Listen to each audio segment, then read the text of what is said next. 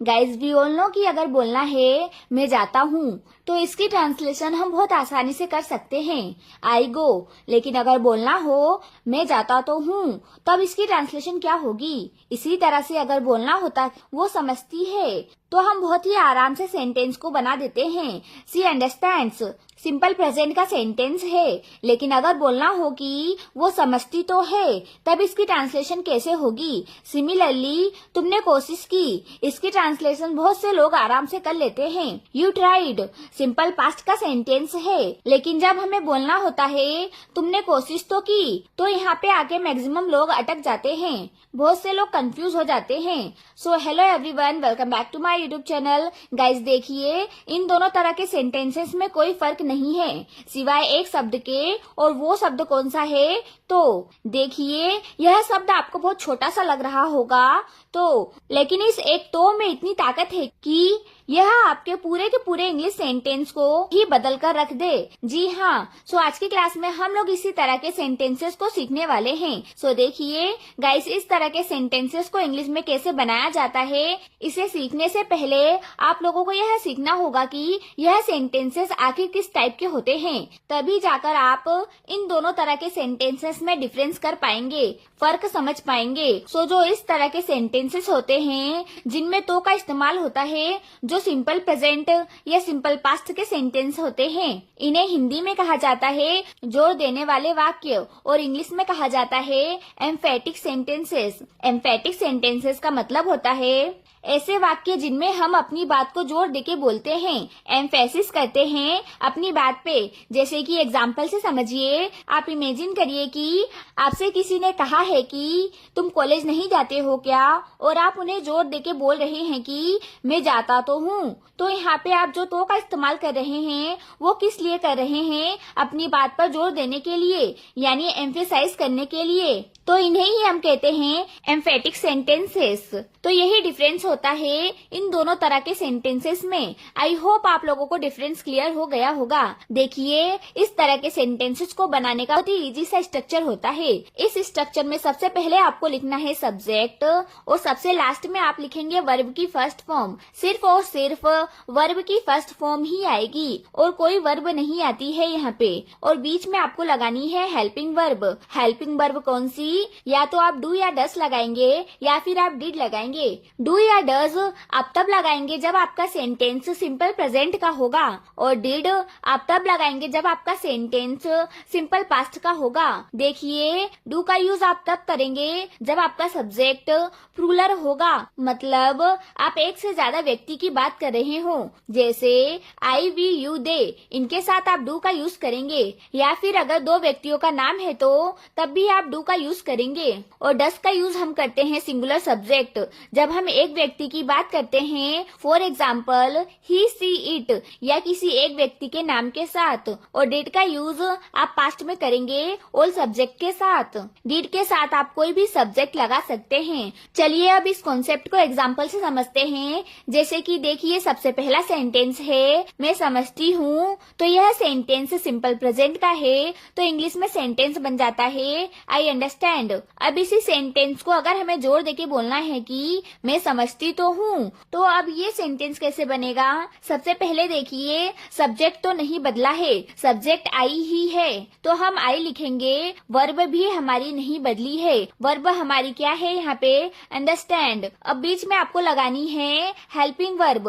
Helping verb लगाने के लिए आपको सबसे पहले देखना होगा कि सेंटेंस किस टेंस में है। जैसे कि यहाँ पे सेंटेंस सिंपल प्रेजेंट टेंस में है, तो इतना तो क्लियर हो गया होगा कि या तो डू आएगा या फिर डज आएगा, डिड नहीं आएगा क्योंकि सेंटेंस सिंपल पास्ट में नहीं है। अब इसके बाद हम देखेंगे सब्जेक्ट, क्योंकि सिंपल प्रेजेंट में दो हेल्पिंग वर्ब्स हैं, डू और डज। जैसे कि यहाँ पे देखिए, सब्जेक्ट हमारा आई है तो इसके अकॉर्डिंग आ जाएगा डू। ये तो हो गया एक तरीका हेल्पिंग वर्ब को लगाने का इस तरह के सेंटेंसेस में। अब जो दूसरा तरीका है वो इससे भी ज्यादा इजी होता है। दूसरा तरीका ये होता है कि आप बस वर्ब देखिए, सेंटेंस में आपकी जो भी वर्ब आ रही है आप उसको देखिए। अगर वर्ब की first form as it is लिखी गई है तो आप वहाँ पे आंख बंद करके डू लगा दीजिए। अगर वर्ब की फर्स्ट फॉर्म में एस या ई एस एड करके लिखा गया है तो वहाँ पे डज लगाएंगे। और अगर आपके सेंटेंस में वर्ब की सेकेंड फॉर्म आ रही है तो आप वहाँ पे डिड लगाएंगे,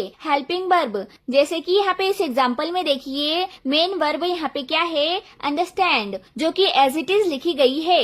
वर्ब की फर्स्ट फॉर्म है, कोई एस या ई एस नहीं ऐड किया गया है, तो इसीलिए हम लोगों ने यहाँ पे डू लगाया है। तो आप किसी भी तरीके से हेल्पिंग वर्ब लगा सकते हैं। जैसे ही आप लोग हेल्पिंग वर्ब लगा देते हैं सब्जेक्ट और वर्ब की फर्स्ट फॉर्म के बीच में, तो वो सेंटेंस आपका सिंपल प्रेजेंट और सिंपल पास्ट से बन जाता है एम्फेटिक सेंटेंस। कुछ और एग्जाम्पल देखिए, जैसे वो पढ़ती है, सिंपल प्रेजेंट का नॉर्मल सेंटेंस है तो सेंटेंस बन जाता है शी स्टडीज। अब इसी बात को अगर जोर देके कहना हो कि वो पढ़ती तो है, तो अब यहाँ पे सेंटेंस कैसे बनेगा। सबसे पहले हम लिखेंगे सब्जेक्ट, सब्जेक्ट बदला नहीं है, वही है, तो यहाँ पे आ जाएगा सी। सबसे लास्ट में हम लिखेंगे वर्ब की फर्स्ट फॉर्म स्टडी। अब बीच में हमें लगानी है हेल्पिंग वर्ब। हेल्पिंग वर्ब देखिए या तो डू आ जाएगा या फिर डज, क्योंकि सिंपल प्रेजेंट का सेंटेंस है तो हेल्पिंग वर्ब या तो आप सब्जेक्ट देखकर लगा लीजिए कि सब्जेक्ट सी है, यानी कि सिंगुलर सब्जेक्ट है तो इसके साथ डज आ जाएगा, या फिर आप लोग वर्ब देख के हेल्पिंग वर्ब लगा सकते हैं। सिंपली आपको वर्ब देखनी है कि कौन सी वर्ब की फॉर्म है। जैसे कि यहाँ पे देखिए स्टडीज, ये किससे मिलकर बना है, स्टडी में IES लगा के बनता है, इसका मतलब है कि यहाँ पे डज आ जाएगा। जैसे कि मैंने आपको बताया कि मेन वर्ब में अगर आपको S, ES या IES कुछ भी दिख जाए एक्स्ट्रा ऐड किया हुआ, जैसे अंडरस्टैंड्स, टॉक, इस तरह से, तो वहाँ पे डज लगाएंगे। ठीक इसी तरह से जब आप कहते हैं कि मैं गया था तो सेंटेंस सिंपल पास्ट का है तो सेंटेंस बन जाता है इंग्लिश में आई वेंट। लेकिन जब इसी बात को आपको जोर देके कहना होता है कि मैं गया तो था, तो वहाँ पर सेंटेंस कैसे बनेगा। सबसे पहले लिखेंगे सब्जेक्ट, सब्जेक्ट आई है, इसके बाद लास्ट में हम लिखेंगे वर्ब की फर्स्ट फॉर्म। देखिए आप लोगों को वर्ब की फर्स्ट फॉर्म ही लिखनी है, भले ही आपका सेंटेंस पास्ट में क्यों ना हो। तो यहाँ पे वर्ब की फर्स्ट फॉर्म है गो, क्योंकि वेंट सेकेंड फॉर्म होती है गो की। इसका मतलब है कि क्लियर है, यहाँ पे वर्ब की फर्स्ट फॉर्म गो होगी। अब यहाँ पे हेल्पिंग वर्ब डिड आ जाएगा, इसमें कोई डाउट ही नहीं है, क्योंकि एक तो सेंटेंस हमारा सिंपल पास्ट में है तो सब्जेक्ट देखने की कोई नीड ही नहीं है कि सब्जेक्ट सिंगुलर है या प्लूरल है। और दूसरा तरीका जो मैंने आप लोगों को बताया था कि आप लोगों को बस वर्ब की फॉर्म देखनी है कि वर्ब की कौन सी फॉर्म आई है। तो जैसे कि यहाँ पे देखिए वेंट वर्ब की सेकेंड फॉर्म होती है, इससे भी आप लोग समझ जाएंगे कि वर्ब की सेकेंड फॉर्म आई है, इसका मतलब है कि हेल्पिंग वर्ब डिड ही आएगी सब्जेक्ट और वर्ब की फर्स्ट फॉर्म के बीच में। तो इस तरह से एम्फेटिक सेंटेंस यानी कि जोर देने वाले वाक्यों को बनाया जाता है। जैसे कि एग्जाम्पल देखिए, मैं खाता तो हूँ, आई डू ईट, तुम जाते तो हो, यू डू गो, वो पढ़ती तो है, सी डज स्टडी, हम समझते तो हैं, वी डू अंडरस्टैंड, वो बोलता तो है, ही डज स्पीक। तो यह सभी एग्जाम्पल हो गए सिंपल प्रेजेंट के। अब सिंपल पास्ट के एग्जाम्पल देखिए, मैंने बताया तो था, आई डिड टेल, मैं तुमसे मिली तो थी, आई डिड मीट यू, हमने कोशिश तो की थी, वी डिड ट्राई, उसने फोन तो किया था, ही डिड कॉल, उसने पढ़ाई तो की थी, सी डिड स्टडी। तो ये हो गए सिंपल पास्ट के एग्जाम्पल। अब इतने सारे एग्जाम्पल्स करवाने के बाद मैं आप लोगों को 2 सेंटेंसेस दे रही हूँ, इनके आंसर्स आपको कमेंट करने हैं कमेंट बॉक्स में। अब एक सवाल जो आप लोगों के मन में आ रहा होगा, मुझे पता है वो सवाल ये होगा कि मैम क्या इस तरह के सेंटेंसेस सिर्फ सिंपल प्रेजेंट और सिंपल पास्ट में ही बनते हैं, बाकी जो हमारे टेंसेस होते हैं जैसे present continuous, past continuous, present perfect, क्या इनमें इस तरह की सेंटेंसेस नहीं बनते हैं? तो देखिए आंसर है हाँ। इस तरह के सेंटेंस आप लोग हर तरीके के टेंस में बना सकते हैं, लेकिन सिर्फ हिंदी के सेंटेंस में। इंग्लिश में जो आप सेंटेंस बनाते हैं जिस भी टेंस में वो नहीं बदलता है। जैसे कि एग्जाम्पल से समझिए, मैं जाऊंगा सिंपल फ्यूचर का सेंटेंस है, सेंटेंस बनता है आई विल गो। अब इसी तरह से अगर आपको जोर देके बोलना होता कि मैं तो जाऊंगा, तो तब भी आपका सेंटेंस यही रहेगा, कुछ भी नहीं बदलेगा, बस बोलने का तरीका थोड़ा सा बदल जाएगा। मतलब जो भी आपके सेंटेंस में हेल्पिंग वर्ब आ रही है, जिस भी टेंस में, आपको उस पे थोड़ा सा जोर देके बोलना होगा। तो आई होप अब आप लोगों को कॉन्सेप्ट बिल्कुल क्लियर हो गया होगा एम्फेटिक सेंटेंसेस का। देखिए बहुत इजी है, सिर्फ 3 ही हेल्पिंग वर्ब्स होती हैं, डू, डज और डिड। सिर्फ 2 ही टेंस में सेंटेंस बदलते हैं इंग्लिश में, सिंपल प्रेजेंट और सिंपल पास्ट। सिंपल प्रेजेंट है तो डू या डज आएगा हेल्पिंग वर्ब के तौर पे, और सिंपल पास्ट है तो डिड आएगा। सो आई होप अब आप लोगों को एम्फेटिक सेंटेंसेस बिल्कुल अच्छे तरीके से क्लियर हो चुके होंगे। अगर आप लोगों को समझ में आ गया है, कॉन्सेप्ट क्लियर हो गया है, तो प्लीज एक लाइक जरूर कर दीजिएगा। Thanks for watching.